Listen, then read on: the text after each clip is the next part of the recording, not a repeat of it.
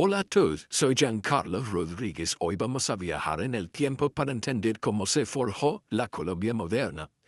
Imaginen un país al borde del abismo al final de los años 80, el narcotráfico de Pablo Escobar, los carros bomba, la guerra abierta entre el Estado y las guerrillas, y el asesinato sistemático de líderes políticos y candidatos presidenciales. Era un país sumido en el miedo y la desesperanza. Pero en medio de esa oscuridad surgió una luz inesperada. No vino de los políticos tradicionales, sino de un movimiento estudiantil.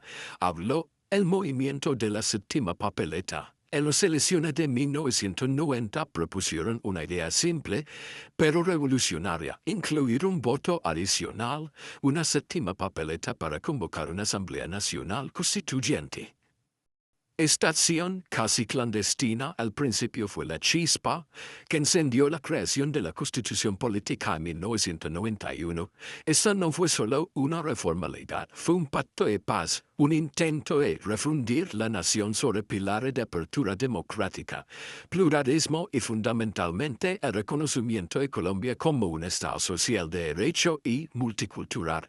Nacieron instituciones claves como la Corte Constitucional y la acción de tutela y herramientas que hoy definen nuestra vía jurídica. Pero la paz no llegó de la noche a la mañana. Al entrar en el siglo XXI, el conflicto persistía. Fue entonces cuando se puso en marcha el Plan Colombia, una multimillonaria iniciativa de cooperaciones con Estados Unidos. Su objetivo principal era militar, fortalecer las Fuerzas Armadas colombianas para combatir la producción de drogas y los grupos armados, los cuales eran FARC, ELN y paramilitares. Este plan marcó la agenda de seguridad de los primeros años de este ciclo y fue un preludio de un conflicto que definía la siguiente década. En esta época se aprobó la reelección presidencial, lo que permitió que un presidente pudiera continuar por un segundo periodo inmediato. Esto generó grandes debates en el país. También surgieron nuevos partidos políticos y movimientos alternativos, muchos de ellos con ideas progresistas o izquierda. Esto hizo que el país tuviera una mayor participación política y más diversidad de opiniones. Uno de los hechos más importantes del siglo XXI fue el acuerdo de paz con la FARC en el 2016, que puso fin al conflicto con este grupo armado y abrió un camino para construir la paz. En lo económico, Colombia continuó en el muero apertura económica, iniciando en los años 90, lo que permitió tener más relaciones comerciales con otros países. Durante este ciclo se firmaron varios tratados de libre comercio, especialmente con Estados Unidos, la Unión Europea y otros países. Esto ayudó a aumentar las exportaciones, pero también generó retos para algunos productores nacionales. La economía de Colombia comenzó a subir. Ya no solo dependía del café y el petróleo, sino que crecieron sectores como los servicios, el turismo, la construcción y la tecnología. Primero, la política de seguridad democrática del gobierno de Álvaro Uribe Vélez en el año 2002 al 2010 se convirtió en el eje central de la vía nacional. Esta política buscó recuperar el control del territorio, reducir las tasas de secuestro y extorsiones y movilizar a grupos paramilitares. A través de la Ley de la Justicia y Paz, si bien generó una sanción de seguridad urbana, también estuvo acompañado de grave denuncia de violencia de los derechos humanos, como los falsos positivos. Un cambio político significativo fue la reforma que permitió la reelección presidencial inmediata, lo que generó un fuerte debate sobre la concentración del poder ejecutivo y la estabilidad de las instituciones colombianas. De la Constitución del 91 había buscado equilibrar. La política se movió. Vimos la emergencia de movimientos políticos alternativos y un paulatino giro a la izquierda.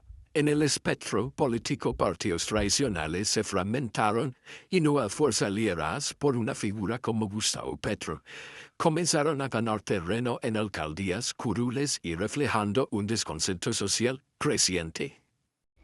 El punto de inflexión político del siglo XXI fue sin duda el proceso de paz con la FARC del 2016. El gobierno de Juan Manuel Santos se sentó en La Habana a negociar el fin del conflicto, armado más largo del continente. El resultado fue el acuerdo final. Sin embargo, su implementación ha sido un camino arduo Y en el 2016, que rechazó el primer acuerdo, mostró un país profundamente dividido sobre lograr la paz. En paralelo, la política, la economía colombiana se integró cada vez más al mundo. La Constitución del 91 y autonomía al Banco de la República, lo que ayudaba a mantener a la raya la inflación. El Estado pasó a ser un Estado confesional a un Estado laico, permitiendo una mayor diversidad religiosa y una menor influencia directa de la Iglesia Católica en las políticas públicas. Los movimientos sociales han sido protagonistas. Movimientos indígenas como la ONI, el CRIC, han generado visibilidad y respeto por sus territorios. El movimiento feminista ha empujado por la despenalización del aborto y la equidad de género. El movimiento han salido a las calles, especialmente durante los paros nacionales de los años 2019, 2020 y 2021, por exigir la implementación de la paz, la protección de líderes sociales y la lucha contra la desigualdad. Y por supuesto, la pandemia del COVID-19 aplanó el país en el año 2020, expuso las profundas fracturas del sistema de salud y la desigualdad social. Millones perdieron sus empleos y la informalidad se disparó, generalmente una crisis humanitaria que el Estado tuvo que manejar con transferencia monetaria de emergencia. El COVID-19 que cambió nuestra forma de vivir, estudiar y trabajar. La pandemia mostró desigualdades, pero también impulsó nuevas formas de comunicación y trabajo en línea.